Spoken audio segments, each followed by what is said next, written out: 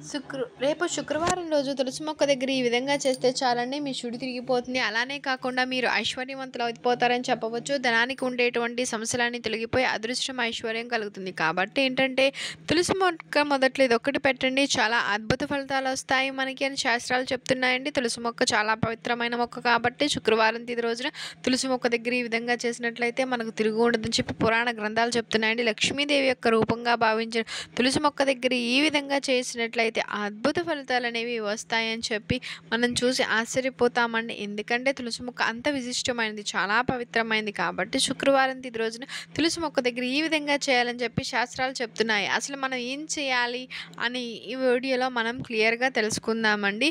Video మొత్తం మీరు క్లియర్గా చూస్తేనే మీకు అంతా అర్థమవుతుంది. రేపు శుక్రవారం రోజు ఏంటంటే చక్కగా నియమనిష్టలతో ఈ పరిహారం చేసుకోవాలండి. తులసి మొక్క పూజిస్తే లక్ష్మీదేవి అనుగ్రహం ఖచ్చితంగా కలుగుతుందండి మనకి. ఎందుకంటే సాక్షాత్తు లక్ష్మీదేవి రూపం తులసి మొక్క. ఏ ఇంట్లో అయితే తులసి మొక్క ఉంటుందో, ఏ ఇంట్లో అయితే తులసి పూజ చేయబడుతుందో, అలానే ఏ ఇంట్లో అయితే తులసమ్మను ఆరాధిస్తూ ఉంటామో అక్కడ దరిద్రాలు, దిష్టి ఏవి ఉండవండి. ఇల్లు ఎప్పుడూ కూడా చక్కగా సుఖంగా సంతోషంగా ఉంటారు. ఆ ఇంట్లో సంపాదన కూడా తరగదు అని చెప్పి శాస్త్రాలు చెప్తున్నాయి. కాబట్టి ఏంటంటే తులసి మొక్క కనుక మన ఇంట్లో మీ ఇంట్లో ఉంటే ప్రతి నిత్యం కాకపోయినా కనీసం శుక్రవారమైన నియమాలను ఆచరిస్తూ ఈ పనులు చేసుకుంటే ఆ విధంగా చేయటం వల్ల చాలా మంచిది. అలానే కాకుండా మనం ప్రతి నిత్యము కూడా అగరబత్తులు వెలిగించకపోయినా, దీపం పెట్టకపోయినా కనీసం సోమ, గురు, శుక్రు, శనివారాలు కనీసం తులసి మొక్కను పూజించండి, ఆరాధించండి. అలా చేస్తే చాలండి, చాలా మంచిదని చెప్పి శాస్త్రాలు చెప్తున్నాయి. అలానే కాకుండా ఇంకొక విషయం ఏంటంటే చాలామంది చేసే అతి పెద్ద తప్పు, తులసి మొక్క దగ్గర అలా చేస్తుంటారు. తులసి మొక్క అనేది గుబురుగా పెరగదు, అది ఎదగదు, అలాగని చెప్పి మరణించడం జరుగుతుంది. మరణించడం అనకూడదండి, నిద్రించిన అని అనాలి. ఎందుకంటే మనం నీళ్ళల్లో కుంకుమ, పసుపు కలిపి ఆ నీటిని తులసి మొక్కకు సమర్పిస్తూ ఉంటాం. ఆ విధంగా చేయటం వల్ల ఏంటంటే ఆ నీళ్ళల్లో మనం కలిపిన పసుపు, కుంకుమ అనేవి కెమికల్సే కదా. ఇప్పుడు వాటి వలన ఆ చెట్టును తాకినప్పుడు ఏంటంటే చెట్టు నిద్రించడం జరుగుతుంది. కాబట్టి ఇంటిలో తులసి మొక్క మీరు ఎన్నిసార్లు పెట్టినా కూడా కొన్ని సార్లు పెద్దగా ఎదగదు. కాబట్టి నీళ్ళను మాత్రమే తులసి మొక్కకు మనం సమర్పించాలి. తర్వాత కుంకుమ, పసుపు పెట్టాల్సి వస్తే కొంచెం దూరంగా పెట్టండి. కానీ తులసి మొక్క మొదట్లో మాత్రం ఎప్పుడూ కూడా కుంకుమ, పసుపు చల్లకూడదండి. ఆకాలకు పసుపు, కుంకుమ పెట్టుకున్నా సరిపోతుందండి. కానీ ఎప్పుడూ కూడా మీరు పసుపు, కుంకుమ నీళ్ళను మాత్రం సమర్పించకండి. ఈ విధంగా చేస్తే తులసి మొక్క మన ఇంట్లో చాలా రోజులు ఉండదు. ఇక ఆ తర్వాత వచ్చేసి ఏంటంటే తులసి దగ్గర మనము ఏ చిన్న పని చేసినా సరే లక్ష్మీదేవి అనుగ్రహం కలుగుతుంది. అలానే లక్ష్మీదేవి మనల్ని ఆశీర్వదిస్తుంది. ముఖ్యంగా శుక్రవారం కాబట్టి శుక్రవారం రోజున తులసి కోట దగ్గర దీపారాధన ఏ స్త్రీ అయితే చేస్తుందో ఆమె యొక్క భర్త సంపాదన పెరుగుతుంది. లక్ష్మీదేవి ఆమెను అనుగ్రహిస్తుంది. అలానే కాకుండా దీపం లక్ష్మీదేవి రూపంగా భావింపబడుతుంది. కాబట్టి శుక్రవారం పెట్టే దీపానికి చాలా ప్రత్యేకత ఉంటుంది. కాబట్టి ఇంట్లో పెట్టినప్పటికీ కూడా ఖచ్చితంగా తులసి మొక్క దగ్గర దీపారాధన చేయాలి. దీపం లక్ష్మీదేవి తీసుకుని మనకు కావాల్సిన ధనాన్ని ఇస్తుంది, మన సంపాదన పెంచి మన యొక్క జీవితాన్ని బాగుండేలాగా చేస్తుందండి. కాబట్టి తులసి మొక్క దగ్గర ఖచ్చితంగా ఇలా చేయండి. ఇక అనంతరం వచ్చేసి ఏంటంటే చక్కగా తులసి మొక్క దగ్గర శుక్రవారం తిది రోజున ఏంటంటే పూజా కార్యక్రమాలు చేస్తూ ఉంటాం, అగరబత్తులు వెలిగిస్తాం, దీపం వెలిగించడం అన్నీ చేస్తూ ఉంటాం కదా. అప్పుడు ఈ పరిహారం చేయండి. ఈ విధంగా కనుక మీరు చేసినట్లయితే మన సంపాదన సరిపోవట్లేదండి, భర్త సంపాదన వల్ల చాలా బాధపడుతున్నాము, ఆయన సంపాదన అస్సలు పెరగట్లేదని చెప్పి అనుకుంటూ ఉంటాం కదా. అలాంటి అప్పుడు ఏంటంటే శుక్రవారం తిది రోజున ఈ పరిహారం చేయండి. మనకి చెప్తున్నారండి ఏంటంటే తులసి మొక్క పవిత్రమైంది, చాలా వరకు కూడా శక్తిని కలిగి ఉంటుంది, లక్ష్మీదేవి యొక్క రూపం ఆ మొక్కలో ఉంటుంది అని పండితులు చెప్తున్నారు. కాబట్టి ఏంటంటే మీరు కనుక రాగి నాణెం అందరికీ తెలిసిందే కదా, రాగి రాబడిని పెంచుతుంది, రాబడిని తెచ్చిపెడుతుంది. కాబట్టి రాగి నాణెంతో ఈ పరిహారం చేయండి. ఏం చేయాలి అంటే ఒక రాగి నాణాన్ని తీసుకుని ఒక రాగి నాణాన్ని తెచ్చుకోండి. ఏది అది లేదు అనుకుంటే ఒక రూపాయి బిల్ ఉంటుంది కదా, దాన్నైనా సరే తీసుకోవచ్చు. రాగి నాణంతో చేసినంత ఫలితం అయితే రాదు, తక్కువగా వస్తుంది. కాబట్టి రాగి నాణం అనేది నార్మల్గా బంగారం షాపులోను, పూజ స్టోర్స్‌లోను కొన్ని కొన్ని చోట్ల లభ్యమవుతూ ఉంటుందండి. చిన్నవి, పెద్దవి. ఇష్టాన్ని బట్టి మనం తెచ్చుకోవచ్చండి. తెచ్చుకొని ఇలా శుక్రవారం తిథి రోజున ఈ పని చేసుకోవాలి. అలా గనక చేసుకున్నట్లయితే చాలా మంచి రిజల్ట్ వస్తుంది. అది చూసి ఆశ్చర్యపోతారండి. ఏం చేయాలి అంటే రాగి నాణెం తీసుకున్న పూజా కార్యక్రమాలు చేసేటప్పుడు ఒక సైడ్ నుంచి రాగి నాణాలు తులసి కొట్టు మొదల్లో పెట్టాలండి. మనం ఏంటంటే చక్కగా తులసి మొక్క మొదట్లో రాగి నాణాన్ని కొంచెం మట్టిని తీసి ఒక సైడ్ నుంచి పెట్టుకోవాలి. పెట్టుకొని మనం పూజించుకోవాలి. మన సంపాదన తరగకూడదు అని, మన సంపాదన మిలిచిపోకూడదని, సంపాదన పెరగాలని, డబ్బు బాగా రావాలని, లక్ష్మీదేవి అనుగ్రహం కలగాలని కోరుకోవాలి.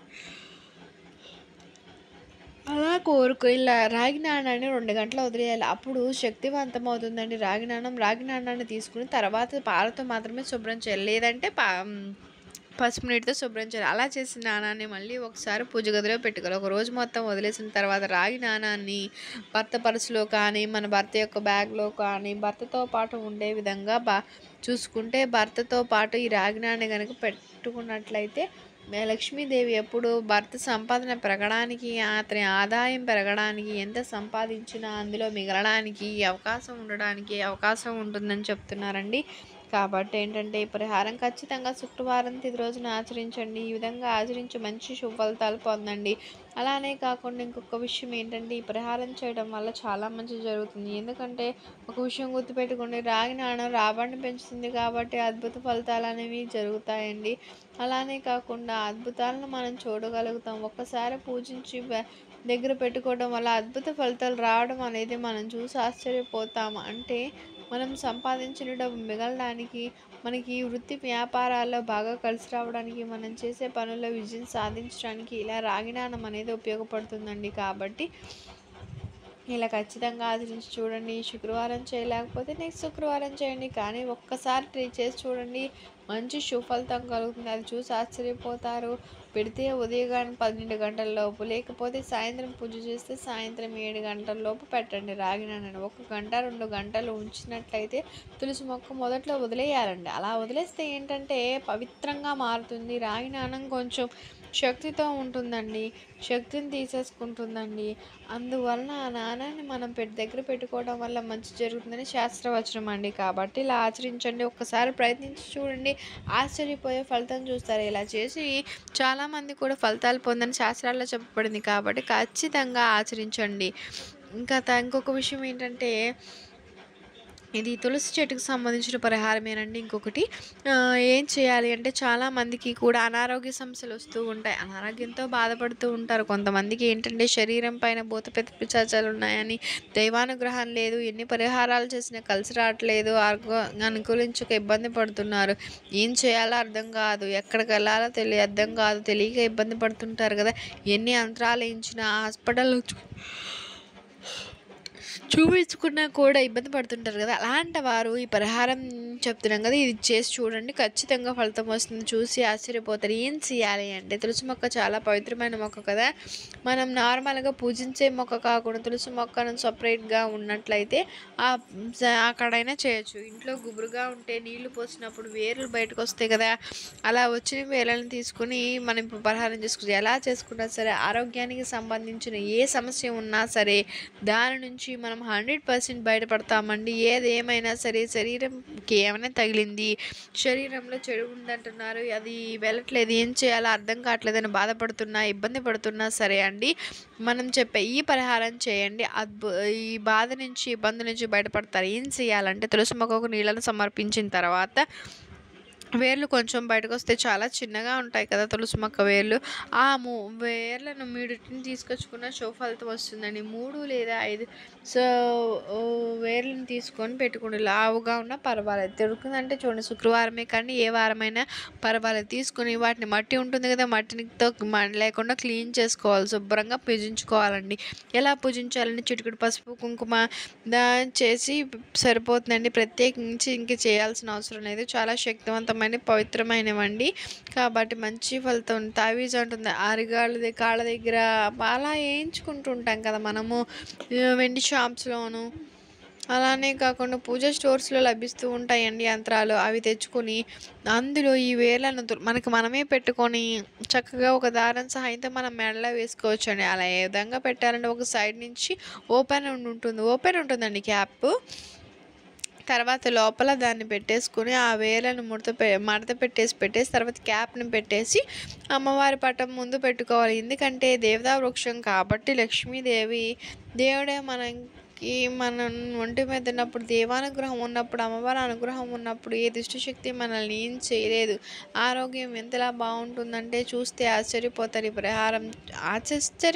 ఫలితాన్ని చూసి అంత బాగా వస్తుంది. ఒకవేళ మీకు ఎక్కడికైనా ప్రదేశాలకు వెళ్ళినప్పుడు అంటే యాజ్ టీజ్‌గా చేసుకోవచ్చండి. మంచి ఫలితమైతే వస్తుంది. మీ ఆరోగ్యం బాగుంటుంది. చక్కని యోగం కూడా పొందడానికి అవకాశం ఉంటుందని పురాణాల్లో చెప్పబడింది. కాబట్టి ఆచరించి మంచి సుఫలితం పొందండి.